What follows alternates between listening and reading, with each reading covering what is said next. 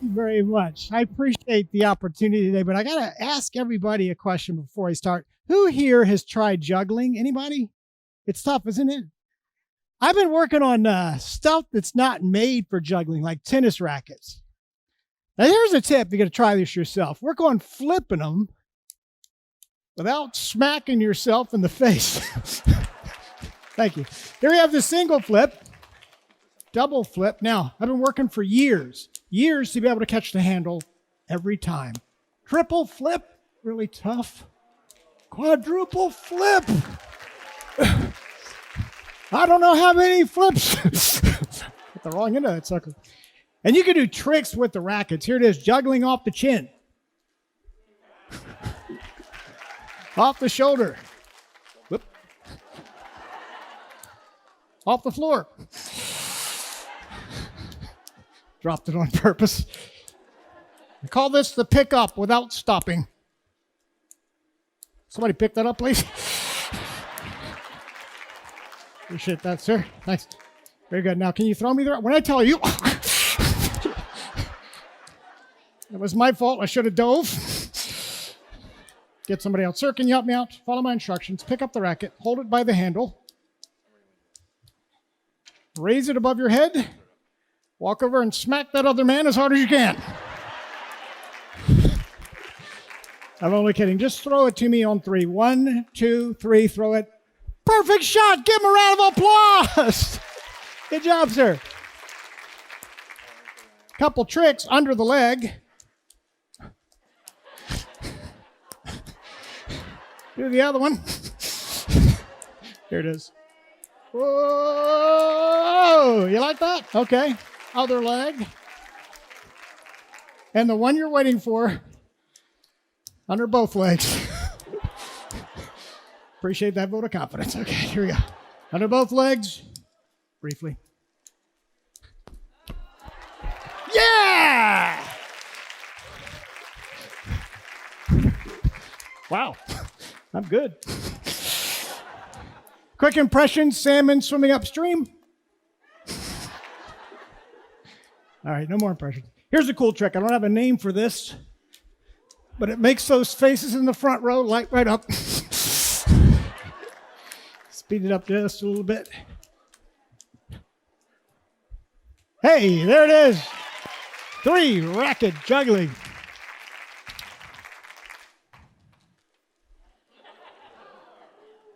Okay, I won't do it. All right, 4 rackets. Don't try to stop me. All right. That's right. Hold your applause. It's nothing.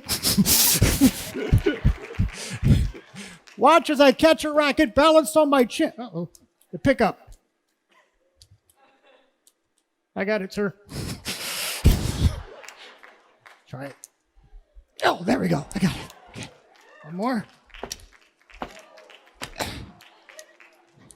Here you go, buddy. Just like we practiced. Now I'm going to count to 3. Very important. When I say 3, throw the racket to my left hand.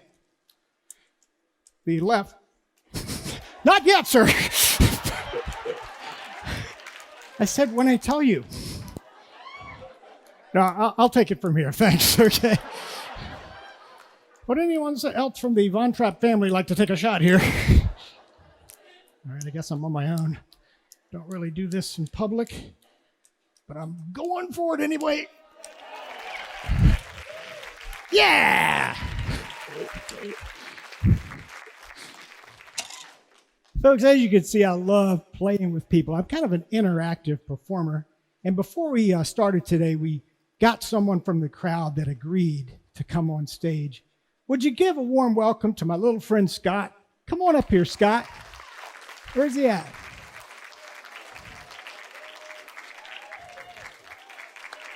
Yay! Good-looking young man. Hey, Scott, let's do the fist bump. Cool. Thanks for coming up here and agreeing to be a part of this. Did you see some of the earlier talks? Yeah. I thought the reptile thing was pretty cool. The reptile lady that showed the snakes and stuff. Hey, let me know if you see one around here. I think they got one missing, so if If you see something, say something. Okay, I'm kidding. Hey, let's try a trick. This is kind of cool. I'm going to have to put down a little hard surface before we start. We're going to teach you what's called the rolla-bola. The object here, stand on top of the green board as it sits across the free rolling cylinder. Okay, just jump right up there. I'm kidding. Can you say civil action suit? I bet Mommy can. Let's start slow. Stand on that side, facing me. Both feet up on the board. Here it is. Human catapult. Kidding around me. I love that. Would that be cool? Right back to your seat. That'd be awesome. I would. You would launch a little more than 2 feet. Believe me. I'm pretty heavy. Let me explain how it works. You have your right foot on this side of the board, your left foot on this side, and we roll you up onto the cylinder. And since this is probably your first time on this kind of thing, you're going to feel very unstable. That means you're out of balance and feeling like you're going to fall. That's why I'm going to move out of the way. Now I'm going to be spotting underneath the elbows for safety and support. So again, let's put your right foot on this side, left foot on this side. Give them some encouragement, ladies and gentlemen. You got this, man. Foot all the way up on the board. All right, here we go. I got you. 1, 2, 3, up. Oh, wow, you're good. Okay. Put some weight on your legs.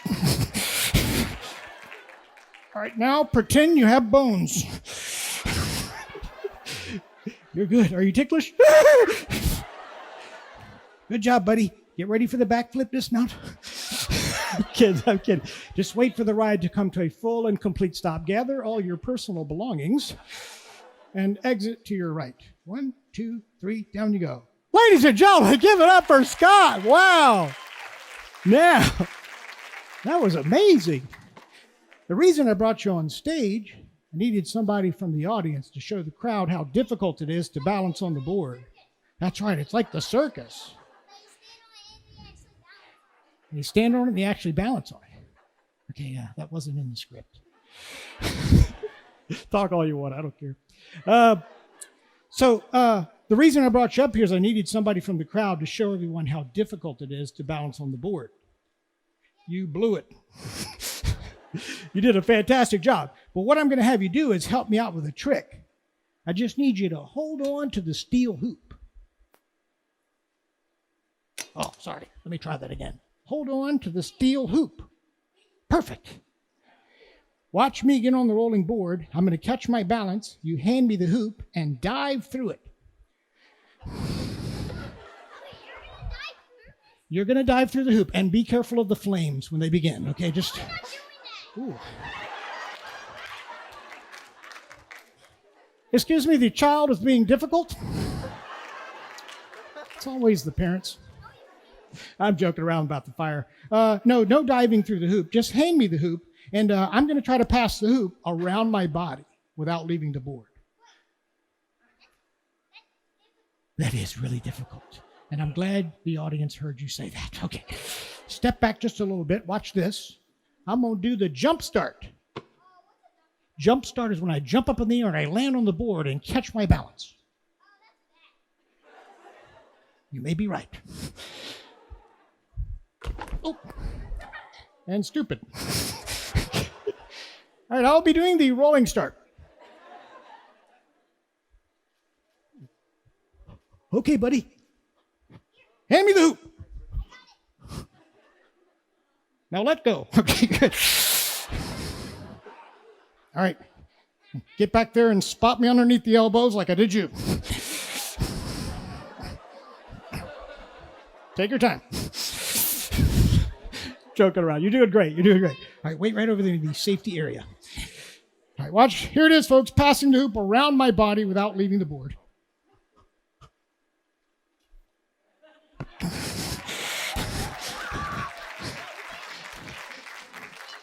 Excuse me, the child is not impressed. All right, I'll do it the hard way.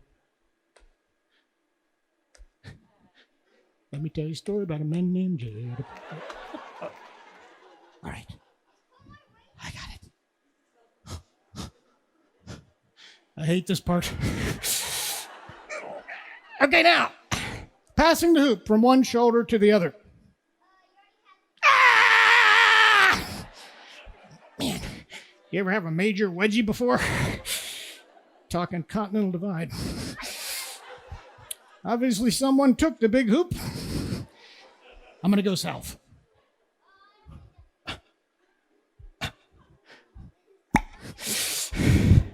Oh, I got it. I got it. It's a boy. Oh, no. Oh, man. I got to go to the bathroom. Houston, we have a problem. Scott, come here, little buddy. Could you give me a hand, please? Get on this side, gently tug at the hoop up at my shoulder. That's it. Pull with all your strength. With all your strength. Go. Good job. Ladies and gentlemen, give it up for Scott. Wow. Look, they're so proud of you. Give me a fist bump, man. That was great. I'm going to get you off the stage. There are no prizes. One more round of applause for Scott. You can go back to Mom now. Oh, he was awesome.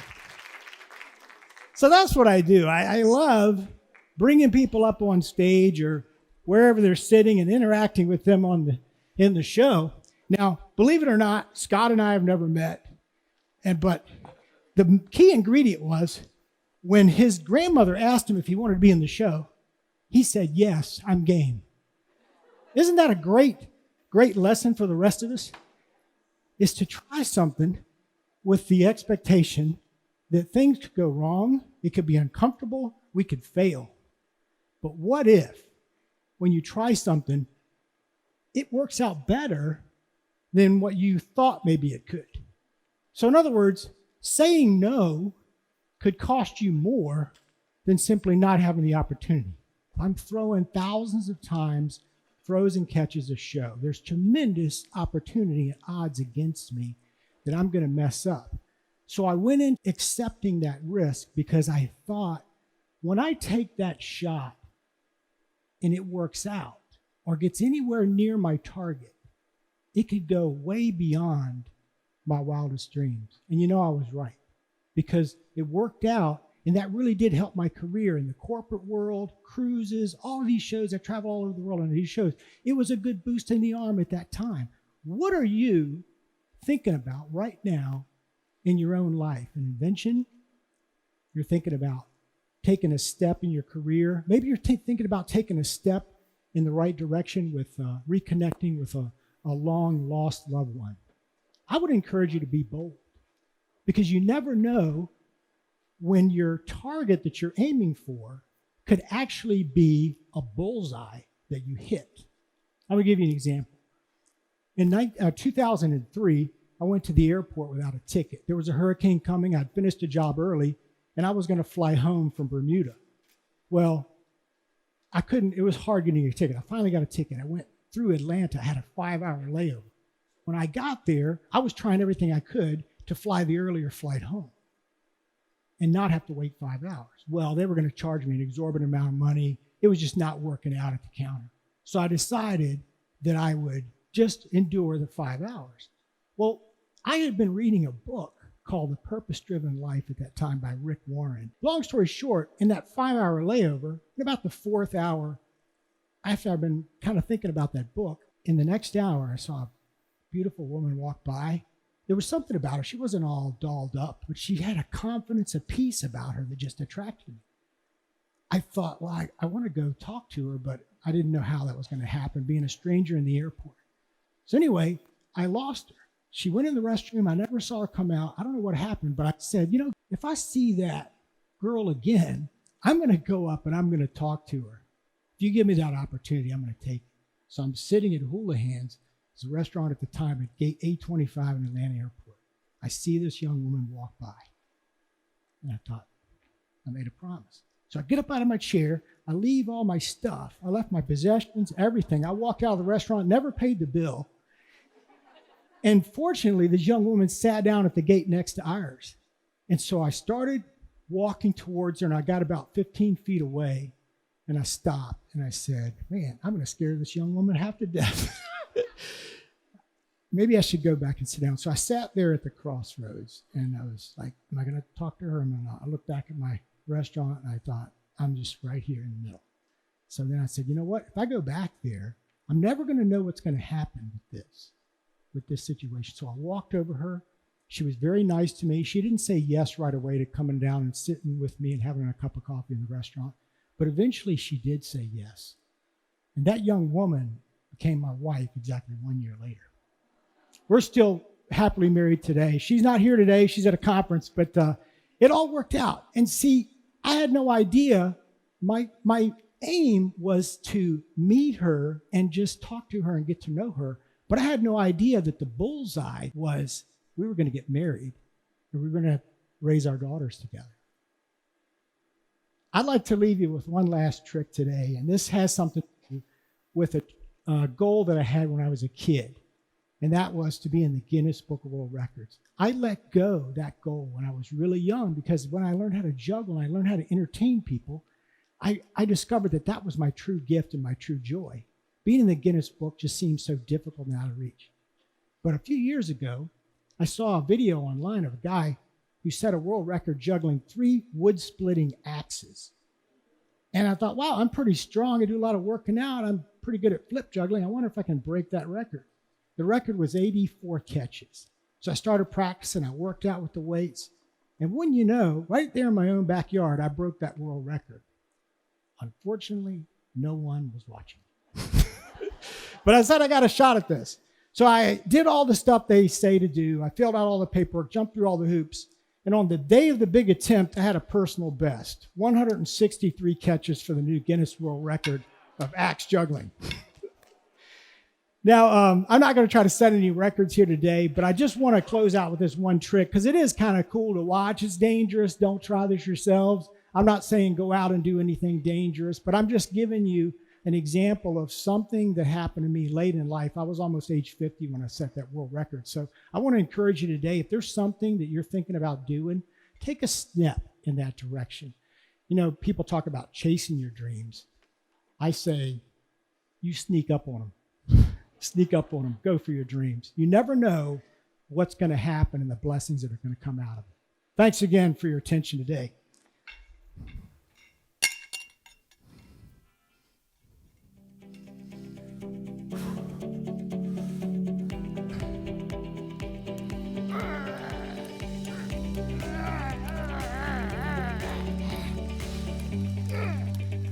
Hey, there it is, axe juggling. Thank you so much. Thanks.